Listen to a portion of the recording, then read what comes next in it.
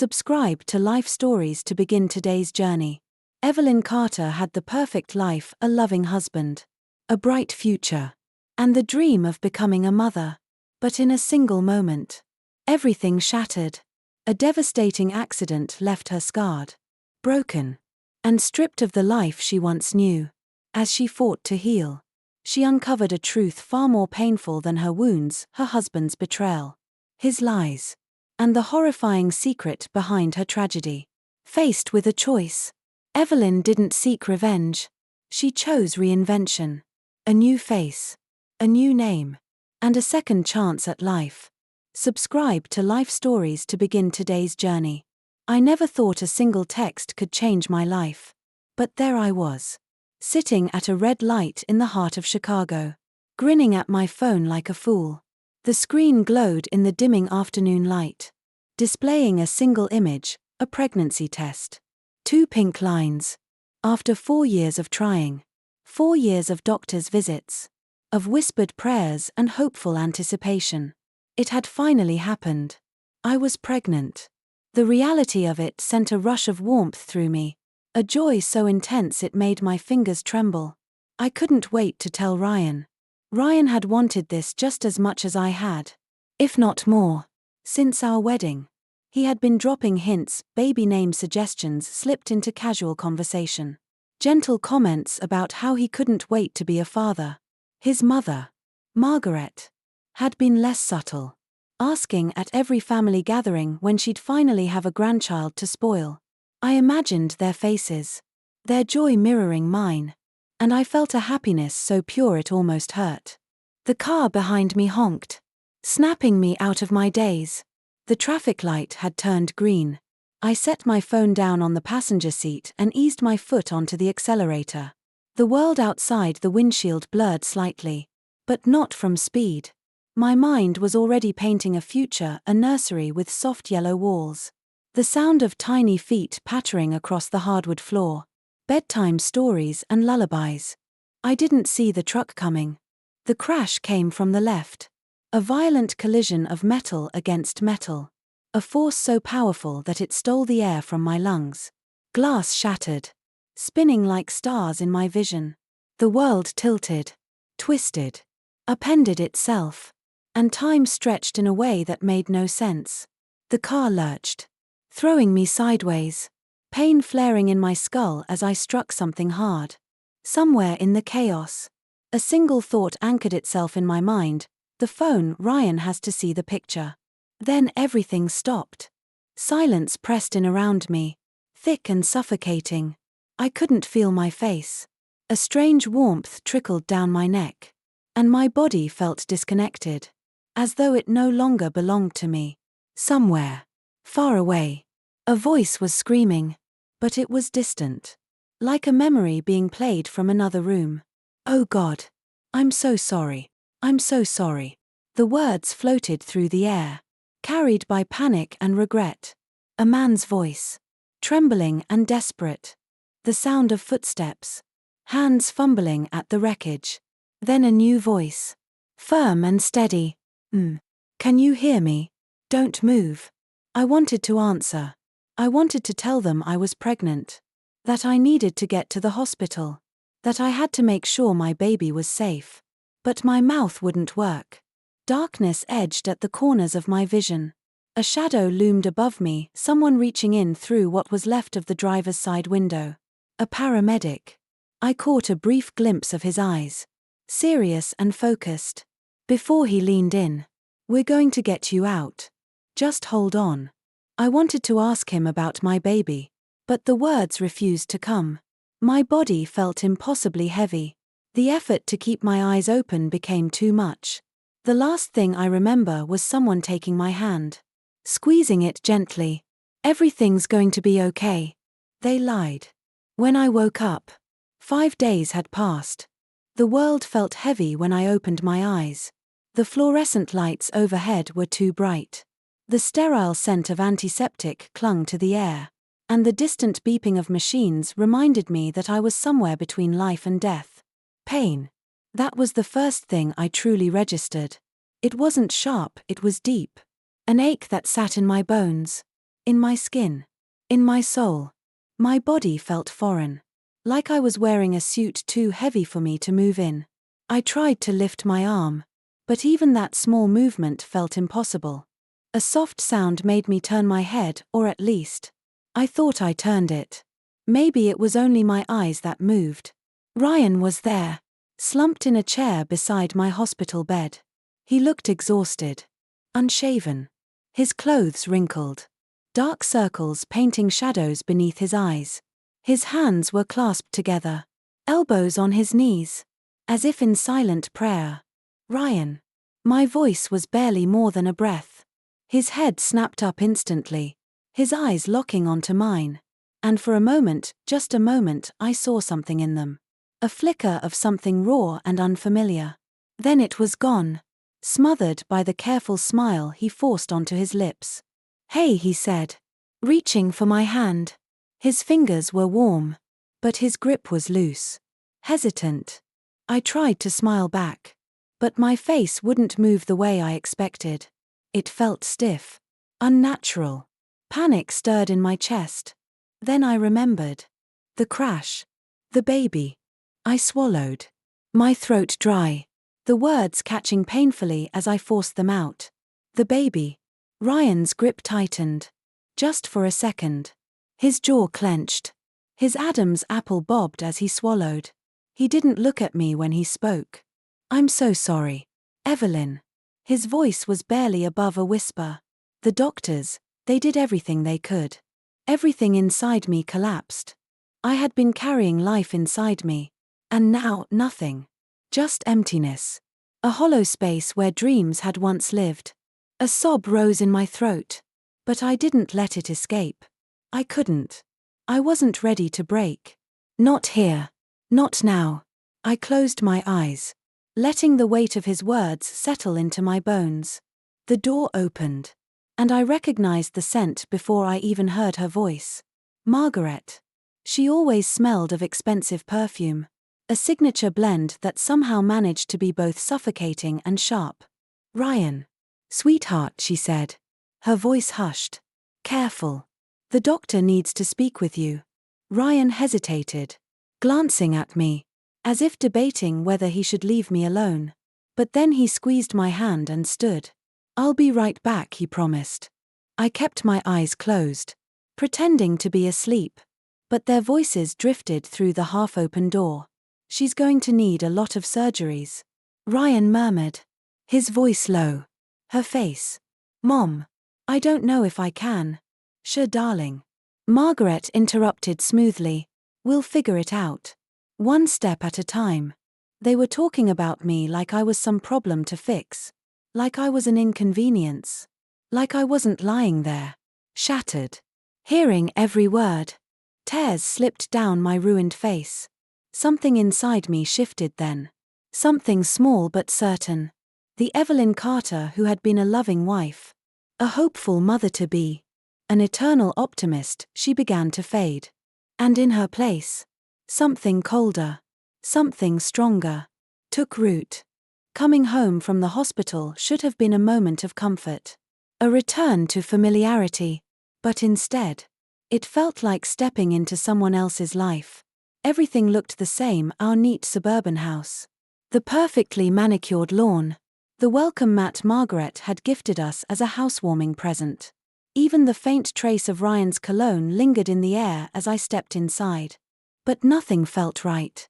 I barely had time to absorb it before Ryan's voice broke the silence. "I set up the guest bedroom for you," he said, carrying my hospital bag. "The doctor said stairs might be difficult for a while." He avoided my gaze as he said it. I noticed that right away. In the hospital. It had been subtle. But now, in the soft glow of our home, it was undeniable. He wouldn't look at me. I followed him down the hall to the guest room. It felt cold, lifeless, like a hotel room. Not a home. My things had been moved from our bedroom upstairs with robotic precision, as if I had been reassigned to a different existence. Ryan stood at the door, phone in hand. "I have a few calls to make. Do you need anything?" I wanted to scream. "Yes. I need my life back. I need my baby. I need my husband to look at me the way he used to. Instead, I said, I'm fine. I wasn't. But what was the point of saying otherwise? Margaret arrived promptly at 5. As expected. She came armed with casseroles and opinions, both of which she placed neatly on the kitchen counter. At the dining table, she arranged flowers in a vase while Ryan poured wine. Their movements synchronized in a way that felt rehearsed. The doctor said the scarring might improve over time, Ryan said, finally addressing the reality of my face. Though he still wouldn't look directly at it. Margaret, always poised, took a sip of her wine before responding. Well, there are always options, she said. Too cheerfully. I know an excellent plastic surgeon in the city. Very discreet. I pushed my food around my plate. Insurance won't cover cosmetic procedures, I said quietly. Margaret reached across the table and patted my hand with that same manufactured sympathy I had grown to despise. Oh, darling. We have to think about Ryan's position at the firm. Image is everything in corporate marketing. My fork slipped from my hand, clattering onto the plate. My face is an image problem. Ryan stiffened. Evelyn. Margaret didn't even flinch. I'm just being practical. Ryan has worked so hard to build his career. And now, with all the complications from the accident. I inhaled sharply. Complications? The word felt like poison. You mean losing the baby? Ryan froze. The wine glass hovered halfway to his lips. His entire body tense. We hadn't talked about the pregnancy since the hospital.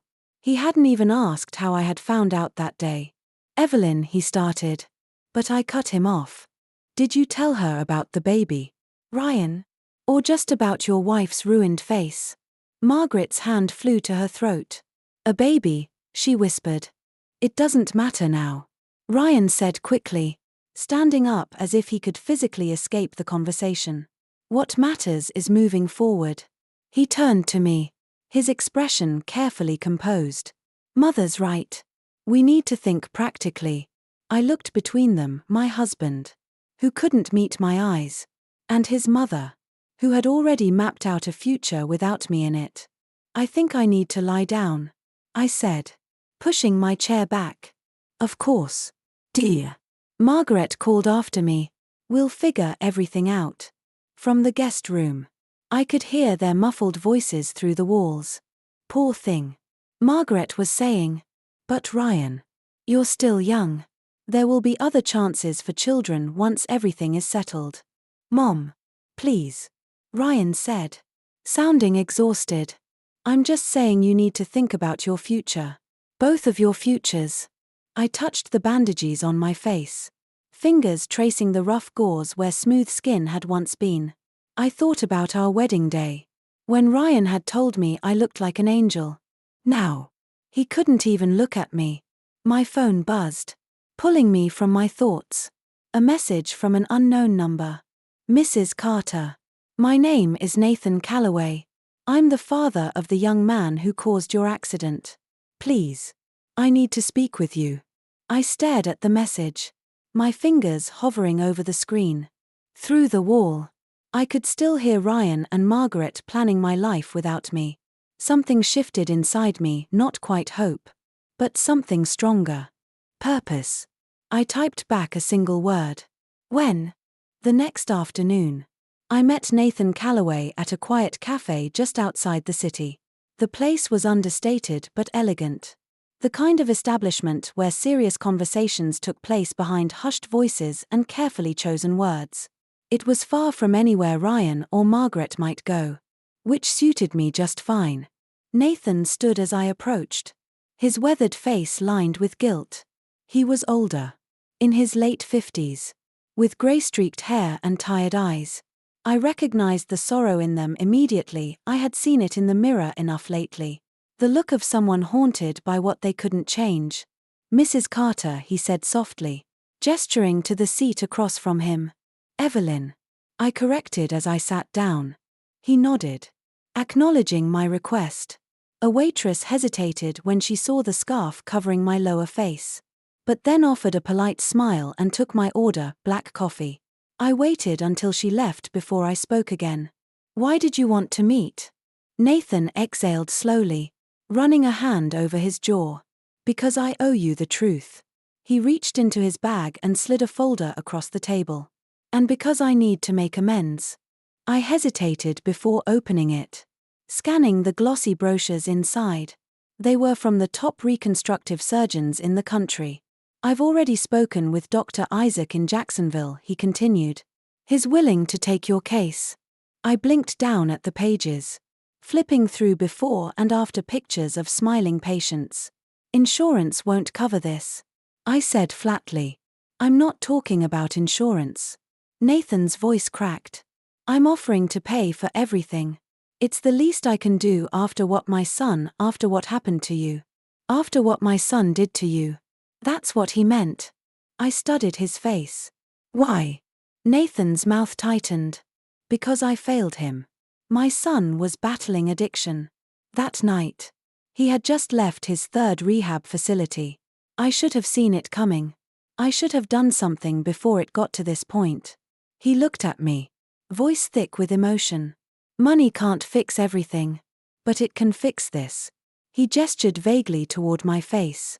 I exhaled, my fingers tightening around my coffee cup.